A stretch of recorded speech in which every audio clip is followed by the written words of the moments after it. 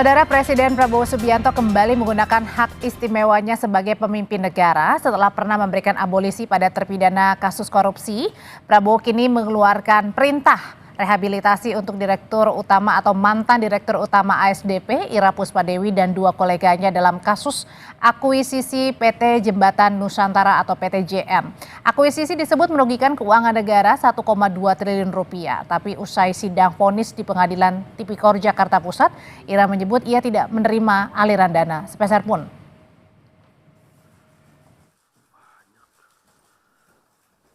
Kami menghormati seluruh proses hukumnya.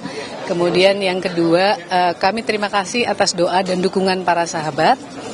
Yang ketiga dan sangat penting, saya kira fakta yang dinyatakan oleh majelis bahwa tidak ada sesen pun keuntungan pribadi yang kami ambil. Kemudian yang berikutnya kami ingin sampaikan bahwa akuisisi ini adalah aksi strategis yang bukan hanya baik atau menguntungkan untuk ASDP, tetapi untuk negara.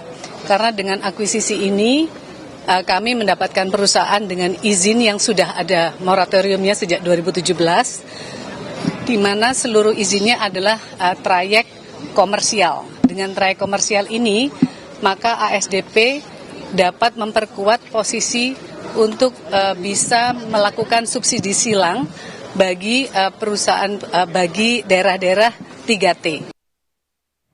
Saudara, usai diumumkannya rehabilitasi kepada mantan Direktur Utama ASDP Ira Puspadewi dan dua rekannya, kini kinerja KPK dan Pengadilan Tipikor dalam memproses kasus korupsi PT ASDP pun dipertanyakan. Kita bahas lebih lengkap bersama Guru Besar Ilmu Hukum Universitas Islam Sultan Agung Semarang yang juga merupakan seorang hakim, Profesor Binsar Gultom. Selamat malam Pak Binsar. Selamat malam. Dan ada juga pakar hukum pidana Prof. Jamin Ginting. Selamat malam, Mas Jamin. Selamat malam, Mbak Dri. Saya mau tanya dulu ke Prof. Binsar nih. Prof. Binsar, apa sih pandangannya terkait dengan rehabilitasi yang diberikan oleh Presiden Prabowo kepada mantan Direktur Utama PT ASDP, Ira Puspadewi? Apa ini untuk memberikan keadilan atau justru membuat tanda tanya nih kasus korupsi yang ditangani? Ya, terima kasih Mbak. Ini tanpa mengurangi rasa hormatku kepada, khususnya kepada pemerintah ya, dan Presiden. Hak prerogatif itu memang ada di tangan Presiden sesuai pasal 14 Undang-Undang Dasar 45. Tetapi bukan berarti hak-hak tersebut seperti abolisi, amnesti, rehabilitasi itu tanpa dasar. Kenapa bisa dibilang begitu? Iya, karena begini, kaitannya dengan yang disampaikan belum putus. Ya, itu kasus yang sedang hangat sekarang dibicarakan. Ya, artinya masih proses banding. Saya tidak tahu apakah ini sudah banding ke pengadilan tinggi atau belum.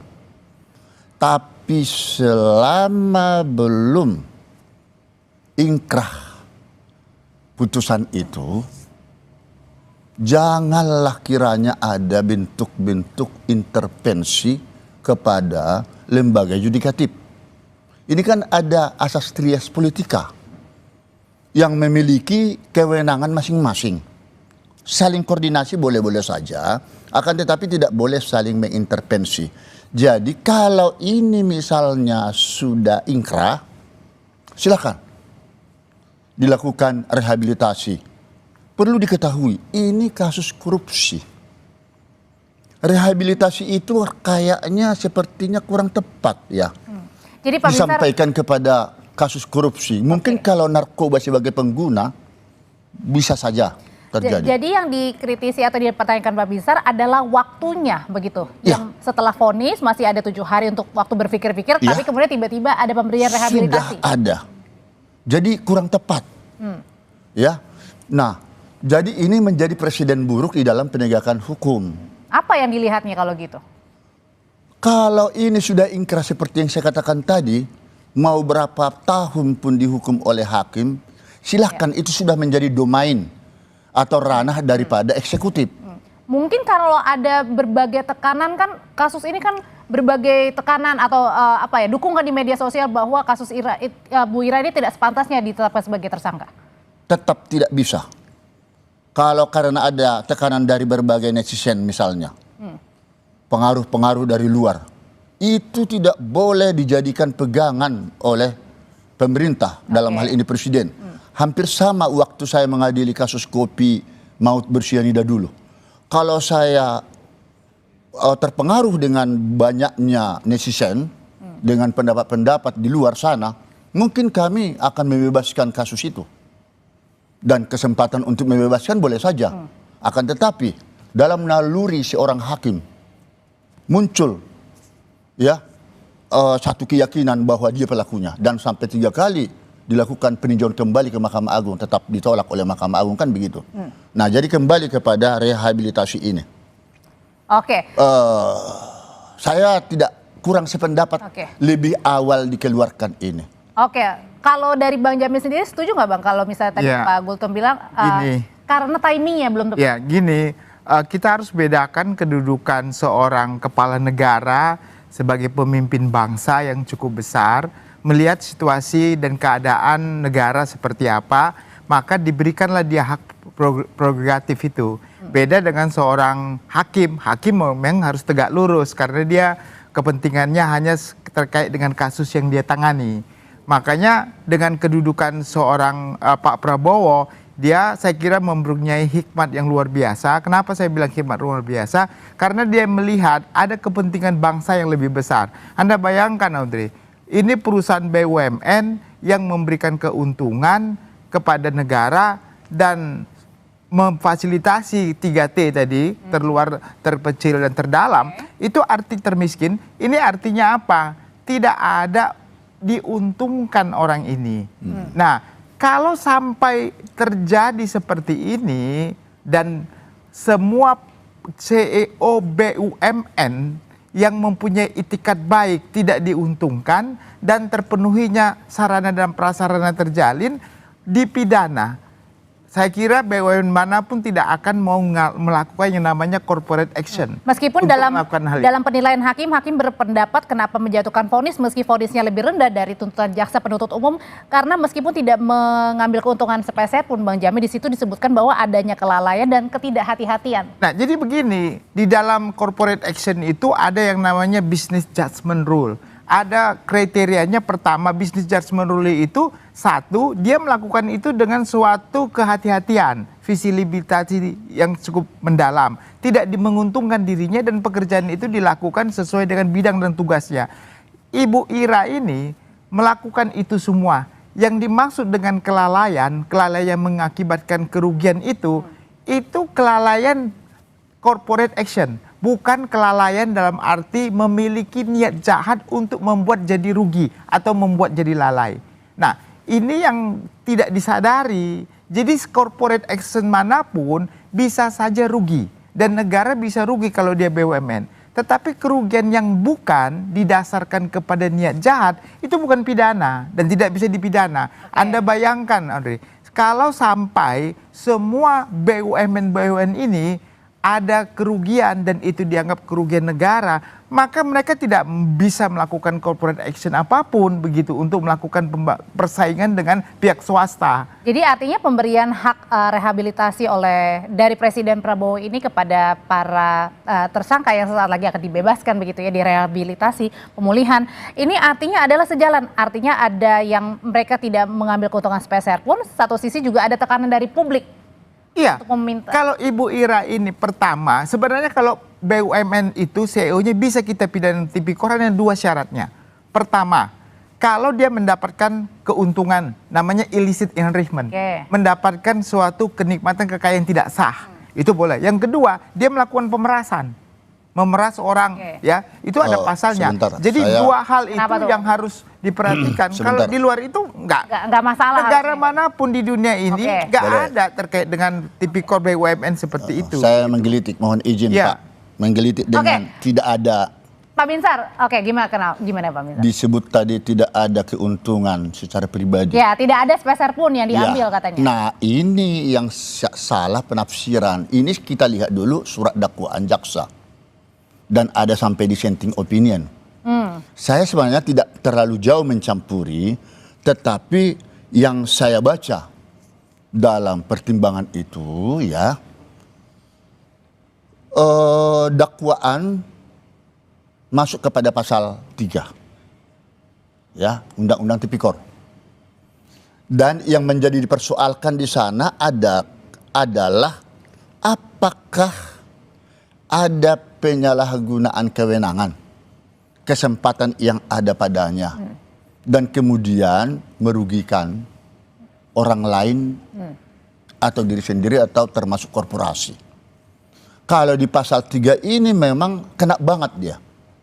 Mengapa saya katakan Kenanya kena? di mana? Kenanya, makanya Oke. mau saya jelasin. Usai jeda ya Bapak-Bapak ya, tetap Ya. bersama kami di Sapa Indonesia Malam. Nanti dulu Bapak-Bapak, tetap bersama kami. Ini.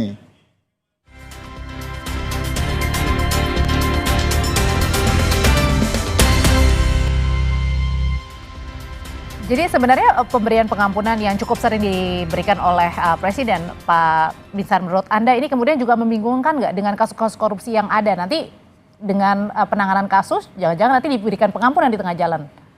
Ya, udah bisa. Sudah. Udah bisa cerita. Baik, kembali pertanyaan yang pertama tadi saya tanggung menjawabnya ya, yang di pasal 3 ini. Jadi jangan salah paham dulu pemirsa, kalau tidak ada keuntungan masuk kepada pribadi, lalu orang itu tidak bersalah. Ini persoalannya ada enggak kerugian negara? Ada. Ya, yang diuntungkan katakan orang lain atau suatu korporasi. Hampir 1,1 triliun 200 sekian. Ya, dirugikan uang 1,25 negara. T. Iya, triliun. Nah, jadi karena ada kerugian negara di sana, makanya dihukum 4,5 tahun. Lebih rendah dari Tuntutan. Tapi ada dissenting opinion memang. Salah satu mengatakan itu terletak persoalannya di penyalahgunaan kewenangan dan peranan yang dilakukan oleh si terdakwa ini, apakah menyalahgunakan jabatan kewenangan. Nah, menurut hukum bisnis seperti yang dibilang abang tadi, itu memang dia tidak terbukti melakukan perbuatan, tetapi masuk kepada perdata jadinya. Artinya bukan tidak pidana lah, tidak pidana korupsi. Jadi Maaf begini, dulu bang, ya. ini karena waktunya kepepet. Ya. Nah, akhirnya yang dissenting ini menyatakan onslah. Oke, jadi poinnya apa nih Pak? Ya, tapi karena ini suara terbanyak, ya menyatakan dia tetap terbukti 4 tahun, 6 bulan itu, ya tetaplah terbukti si terdakwa itu melakukan kejahatan tetap pidana. terbukti ya. Tetap terbukti. Jadi begini, kalau KPK ini selalu berpandangannya kalau ada kerugian negara adalah tipikor. Enggak begitu. Tidak semua ada kerugian negara adalah tindak pidana korupsi. Karena apa? Coba lihat di pasal 14 Undang-Undang Tipikor di situ. Di pasal 14 Undang-Undang Tipikor mengatakan kalau tindak undang-undang lain tidak menyebutkan sebagai tindak pidana korupsi, maka yang berlaku adalah ketentuan undang-undang itu, bukan tipikor. Jadi contohnya undang-undang tentang nirlaba pertambangan. Kalau di situ menyatakan ada tindak pidana bukan tipikor, nggak bisa KPK langsung melakukan investigasi terhadap tindak pidana di bidang minerba. Maksudnya KPK-nya yang salah ini? Ya, artinya KPK harus benar-benar yakin kalau tindak pidana korupsi itu sudah tidak diatur dalam undang-undang lain, maka pakailah undang-undang itu. Buat apa contohnya ada undang-undang minerba, ada pidananya, tapi nggak dipakai karena ada kerugian negara, pakai tipikor. Padahal undang-undang minerba bisa mengakibatkan kerugian negara, bisa. Nah, sekarang kita BUMN. Sekarang ada undang-undang BUMN pembaruan nomor 1 tahun 2025 kemarin. Sudah dikatakan dengan jelas di BUMN itu. CEO ataupun direksi BUMN adalah karyawan BUMN, bukan penyelenggara negara. Terus kerugian BUMN adalah kerugian negara, bukan kerugian negara. Itu saja nggak dipatuhi sampai sekarang begitu. Jadi kalau kita ingin membangun suatu bangsa dengan suatu BUMN yang besar, maka harusnya BUMN ini diberikan kesempatan untuk berkompetisi. Kalau berkompetisi ada kerugian, wajar, nggak apa-apa, asalkan tidak menguntungkan pribadi maksudnya. Tapi ini perlu dicatat, itu makanya dakwaan jaksa menjadi fokus dasar hakim memutus perkara. Ini kan tidak ada undang-undang yang lain selain daripada pasal 3 yang dibuktikan gitu loh. Pasal 3 itu hanya terkait ada penyalahgunaan kewenangan dia yang menguntungkan diri atau orang lain, tetapi itu bukan ada perbuatan jahatnya, niat jahatnya dari awal sudah diketahui. Kalau gitu Bapak-bapak gini, karena waktunya sangat terbatas, pertanyaannya adalah gimana ke depan terhadap penanganan kasus korupsi yang sedang ditangani oleh KPK nih? Karena kan jangan-jangan ada yang berpikir juga bahwa ya itu tadi pemberian pengampunan kesan gampang sekali, padahal pengerjaan untuk pendalaman kasus-kasus ini juga tidak masalah. Saya mau mengatakan Pak Prabowo Presiden Prabowo ini adalah orang yang tepat pada masa waktu yang tepat untuk memberikan keputusan yang tepat. Kenapa? Kalau dibiarkan begini, lama-kelamaan orang nggak berani berbisnis. Jadi Pak Prabowo memberikan rehabilitasi ini menunjukkan apa? Prabowo menunjukkan sikapnya supaya BUMN ini terlindungi dari orang-orang yang mau merusak rehabilitasi BUMN. Itu tidak boleh sebebasnya diberikan. Tetapi ini masih ranah pengadilan.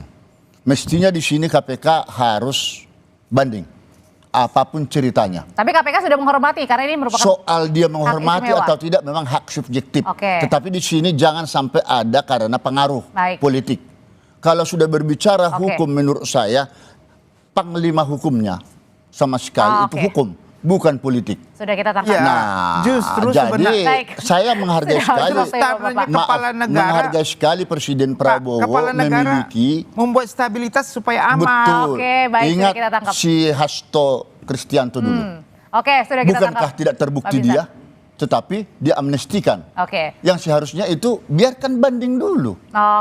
Langsung tiba-tiba sudah kepala negara memberikan stabilitas kepada supaya kalau sudah begitu modelnya berarti nanti semua hakim di dalam memutus perkara sudah jadi hati-hati, termasuk penuntutan pun nanti sudah jadi hati-hati.